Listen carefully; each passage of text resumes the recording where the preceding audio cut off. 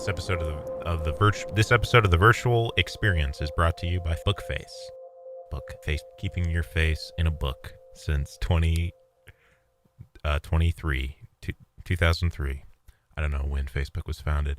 Okay, there was news this week. There was news in the virtual reality sphere. I like to think, if you're listening to this, perhaps I am your link. I am your linkage. Perhaps I'm your linkage to the virtual reality community. At least one of them. And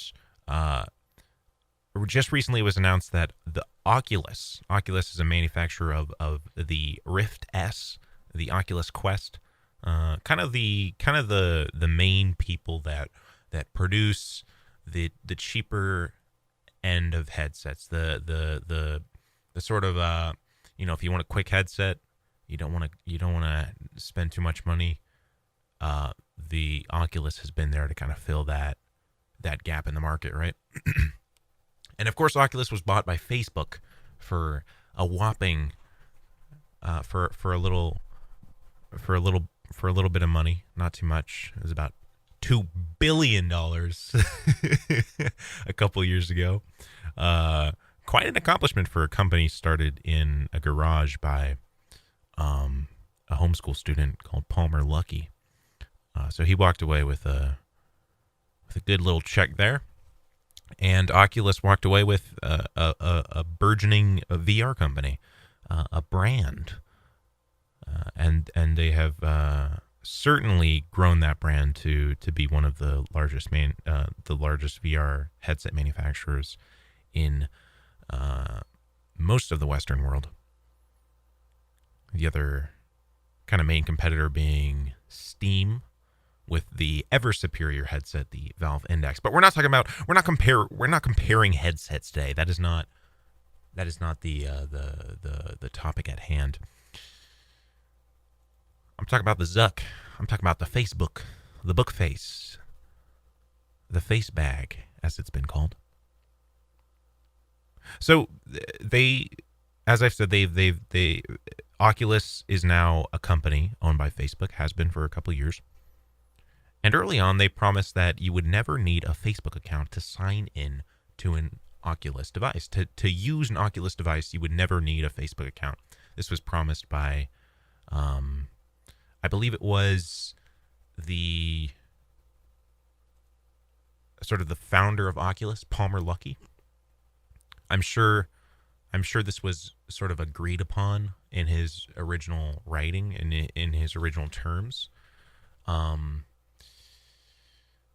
But of course, it's Facebook, so they have every right to go back on their word, because it's their company. That's not really going to hold up in court. They can change their approach. They can pivot their business model. So it's within their right. Doesn't make it right, but it is within their right, if that makes sense. It's not right, but it's within their right. Okay. Another case of them saying they would not do this, I believe it was... Let me look this up real quick. Give me a second, folks. We're doing some on the road research right here. There was another promise made by Oculus saying, we are not going to track you, flash ads at you, or do anything invasive. But again, this is like, these quotes are from a Reddit, comment. I don't believe there's any official documentation of like Oculus coming out and saying, we are never going to require you to sign an account. These are all secondhand accounts. So again, it's within their right, but it is not right. And then, I sort of compare that to the other company that's going on in virtual reality right now, which is kind of the Steam side. So if you're familiar with Valve, creators of Half-Life and Portal, many great games. They, of course, have their own headset, the Valve Index. And to use the Valve Index, you have to, I believe you have to use a Steam account to use all the functions. But I don't believe that compares, because Steam in itself is a gaming platform. of course, you're going to need to sign in to use the gaming platform. And again, I do not believe, technically, if you hated Steam, I don't think you actually have to sign in. You could use a third-party sort of VR program to kind of use, I think, like something like OpenVR or something of the like would allow you to actually use the headset without signing into Steam. I could be wrong about that, but I believe it's not as restricted as what Facebook is implying that they are going to start rolling out in the next year or so. So it kind of leaves the community, the virtual reality realm right now in the year 2020, in August, mid to late August 2020, in a strange space, because a lot of people are in an uproar, and I think this was inevitable. I really do. I think of course, Facebook invested in this large company, and of course they're going to want to drive users to their platform. But what gives me hope is that the hackers will roll out. I think within the next year or so, this will really push people to develop programs that bypass this. So hopefully you won't even need to load the Oculus software, because it is a piece of crap. I'll tell you that much. The Oculus platform that they've built is major. I'll use family friendly terms here. Major garbage. Major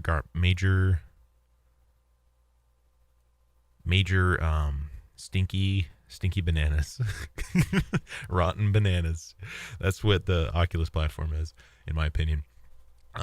Especially compared to the Steam platform. So, I do think Oculus, again, will still be a large player in the space, because a new consumer, a new customer, a new person that's interested in VR, looking at VR from the outside, will immediately see the prices on these headsets that the Oculus is releasing, like $200, $300 versus a price on a Valve Index, upwards of 800, or even a Vive.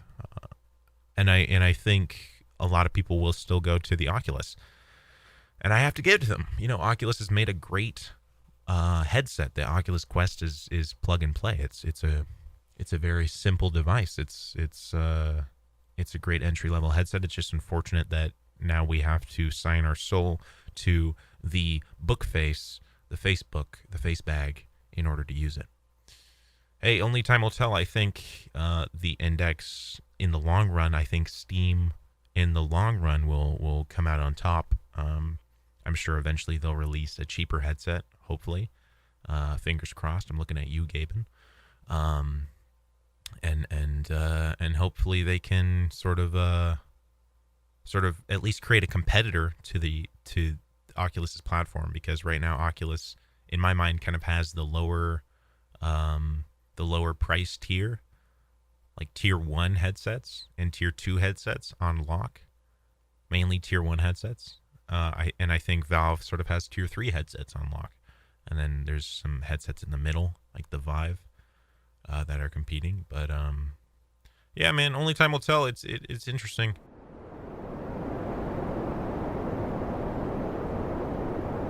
So moving on to kind of the next topic that I think is a little bit related. But I was just recently watching the great movie, 1984. And definitely a timely movie to watch during our current times of higher restrictions, of sort of a lot of turmoil happening in the physical world, I would say, and a lot of changes coming in. And I think a lot of what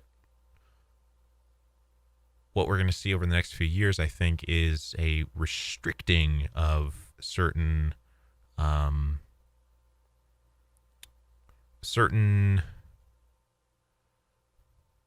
ways of life, I think, are going to change over the next couple of years. What's interesting to compare between a surveillance state like that of in 1984, where there is sort of this this looming presence of a big brother, a looming presence of a government that will capture you if you fall out of line, if you think the wrong things. But I think what we're seeing is, instead of that, we are seeing the big brother being replaced by group ideology. So I think what we're seeing is the media and social media especially bringing out certain ways of thinking that follow a certain narrative, and people that also agree with that narrative then begin to reflect those ideas onto their daily lives.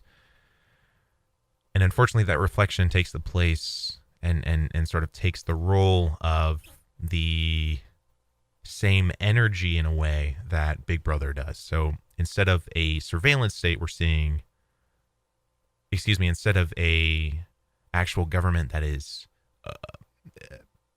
pressing upon its people, I think we're seeing people press upon people, if that makes sense.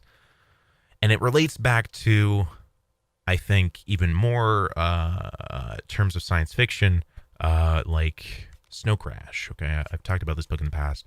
Highly recommend it if you haven't checked it out. But in Snow Crash, there is a program that is displayed on VR headsets, and it uses like ancient text. I don't want to give away too much, but essentially it's a program, and when someone views it for more than a few seconds, their brain is immediately like, click, and they're sort of brainwashed. I think we're seeing something similar with the media. I think we're seeing something similar with social media. I think we're seeing something similar with narratives that are pushed out. And once you realize what those narratives are, then you begin to see the puppets that are spouting it out. And rather than it being a piece of media that you watch and then click, you're immediately brainwashed, I think it's something that is much slower, which is almost creepier in a sense, because it sneaks up on you, it sneaks up on the individual. And I think the antidote to this is what I like to call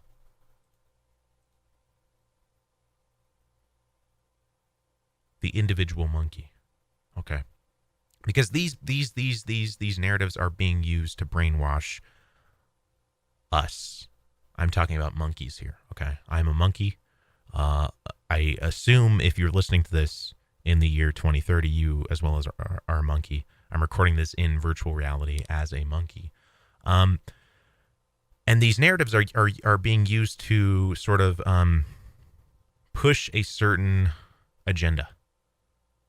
And the agenda in this case is that if you are a monkey, you must not wear a bracelet. And if you wear a bracelet, then you are an evil monkey. This is an agenda that is being pushed out on social media day in and day out, and I'm sick of it, right? Because I don't believe it. I like my bracelets. I got a bracelet that's like that's red, that's blue, and that's orange. And then I got another bracelet that was given to me by my cousin.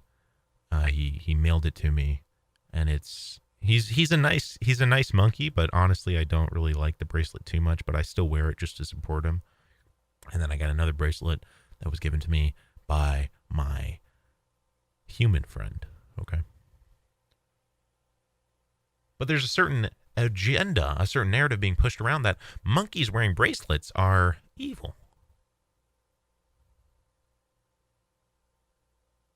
And at first I thought, okay, no one would believe this.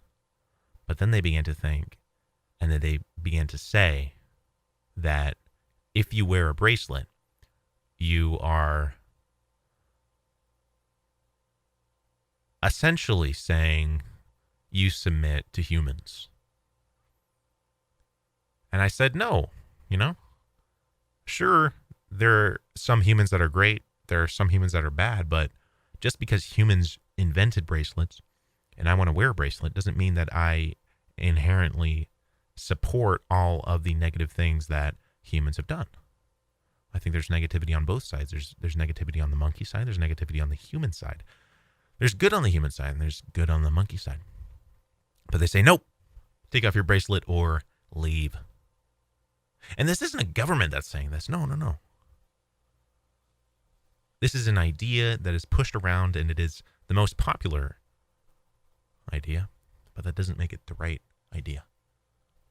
What I'm saying is I think the antidote to such a situation is living and going through life individually. I think we are entering an age where we are, I'm gonna back up what I just said. I think we are in an age. We are not entering an age. We are currently in an age where we have never been so connected, where we essentially have a collective brain and we can connect to that brain whenever we want. It takes the form of the internet right now. And that brain is a tool. And I think as we progress further into this sort of age, people will attempt to influence that brain, use that brain to push certain agendas, such as wearing a bracelet as a monkey is evil. And I think the antidote to that is, sure, you can still connect to the brain, but I think we should never associate with a brain. We should never associate too much with a group ideology, but to rather live individually, live individual lives, because we are going into an age where perhaps there will be an economic downfall. I don't know. I don't know enough about politics as a gorilla talking into a microphone about virtual reality. I don't know enough about politics to make predictions or the market. But I think we are moving into an age where the times are changing. And I think it will be so important to, one, make sure that you're secure as an individual, that you can make money, that you know how to face the world, and then two, that the family is secure. I don't know what the age range of this podcast is.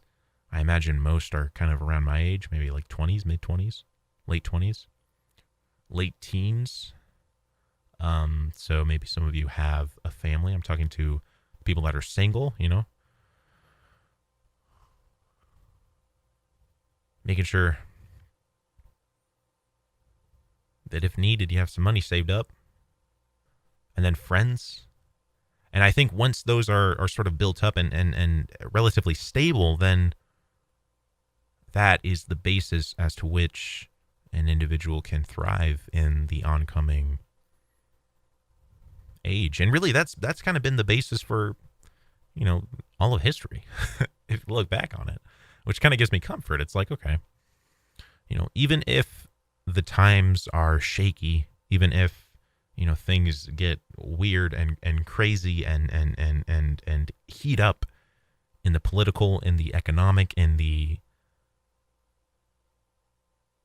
big brother sphere, even if there's a tyrannical ruler, if I know my family and friends are okay, then I have some sort of sanctuary to go back to shut off the outside noise and chaos and go back to the individual cave. And if all else fails in that case, then at least I know I have my wonderful BookFace feed that I can view at any time and click like on great memes. This podcast is not sponsored by Facebook. Thanks for listening. BookFace, always there for you, always watching. BookFace, always watching your face. We got your face in a book, and we're tracking your face, your eye movements. Tracking BookFace, now with eye tracking. I'm not sponsored by Facebook. All right. Real quick, I'm going to add a quick post-production note here, like an extra thought that I had that relates to this. And I think it goes back to the introduction of the internet, the introduction of especially virtual reality will allow us to create more individual lives that are completely removed from previously established establishments. established establishments. But like the introduction of the gig economy is an example of this. It allows individuals to create their own source of income without necessarily being tied to a corporation or an organization that dictates how they live their life. It's almost like we're seeing the emergence of the ability to freelance on a regular basis, depending on the line of work for the individual, of course. But the point being, I think, to thrive in the information age, setting up life in such a way that it is individual, it is not dependent on a group, but rather establishes roots for the person to exercise his or her own freedom is very important. And I think, and I hope that technology will continue to aid that, or at the very least, if technology is being used to stifle freedoms, that there will be an equal amount of technology created that introduces freedom, that combats the stifling of individual voice and individual freedom, so that we can build communities that are based around the individual, not around ideologies.